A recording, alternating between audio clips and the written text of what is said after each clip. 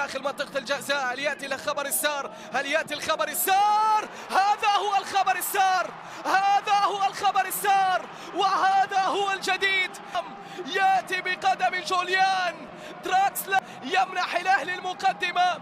دراكسلر انتظرنا كثيرا. الألماني، نعم الألماني يغرد باكي نادي الخور للهدف الأول. 1-0 النادي الأهلي، 1-0 العميد، 1-0 العميد. الألماني جوليان أرضية زاحفة. الله على عبد الرحمن، الله على التمرير. وضع الكرة في غاية الروعة، في غاية الروعة من لاعب سوبر اسمه جوليان دراكسلر، الجنسية الألماني. نعم الإمكانية كبير، في إمكانيات كثير من ورق عبد الرحمن محمد كما تحدث الكباتن، لكن هنا الخطأ المهندي. الله الله الله الله الله الله الله الله الله الله الله الله الله.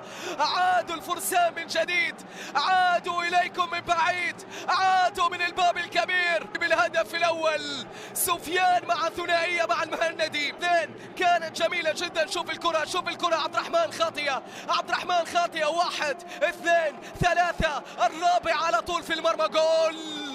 الرابع على طول في المرمى، جول. شوف الثنائية، واحدة، هذه الثانية، هذه الثالثة. يا مدى التفاهم، يا مدى الروعة، يا مدى العودة، يا جمال الخور. عاد الأزرق في نتيجة. وقبل ذلك في عام 2001 هي تحضر في هذا اليوم. نعم نتيجة 1-1، لكن ممكن أن تبدل، ممكن أن تتغير. التسديدة، يا سلام يا سلام يا سلام يا سلام يا سلام. بأن تتبدل، ممكن بأن تتغير، وعليك أن تتوقع كل السيناريوهات. هذا هو العميد، عميد الأندية القطري محمد عبد الرحمن يسجل الهدف الثاني البديل الناجح.